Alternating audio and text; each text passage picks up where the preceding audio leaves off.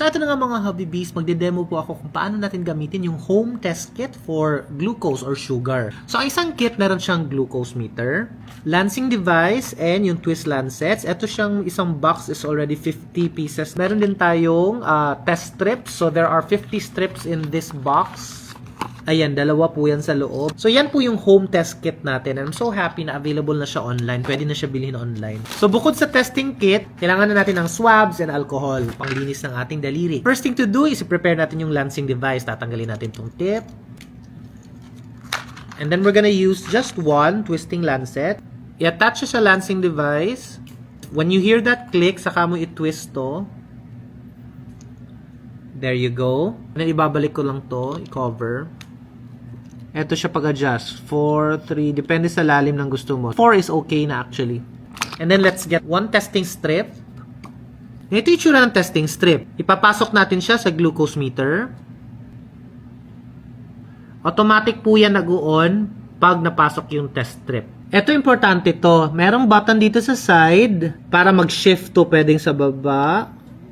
Yan. If hindi ka pa kumakain. Or, balik mo sa taas pag kumain ka na. And then, imamassage natin yung finger natin.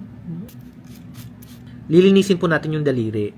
Huwag po kayo mag-alala, hindi po siya masakit. Mabilis na mabilis lang po yung prick. Yan. Yung unang lumabas, i-wipe off natin yan. Yung second ang ating gagamitin. Ayan. Yung ating i-collect, dito natin sa tip ng strip ilalagay. Automatic po yan siyang magbabasa.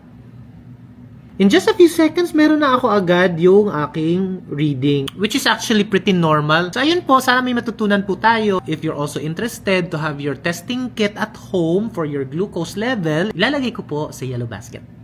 So, ito na nga mga Hobby Bees, magde-demo po ako kung paano natin gamitin yung home test kit for glucose or sugar. So, ang isang kit, meron siyang glucose meter, lancing device, and yung twist lancets. Ito siyang isang box is already 50 pieces. Meron din tayong test strips. So, there are 50 strips in this box.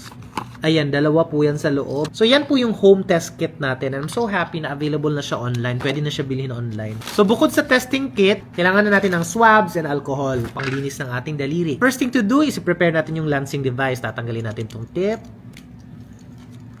And then, we're gonna use just one twisting lancet. I-attach siya sa lancing device.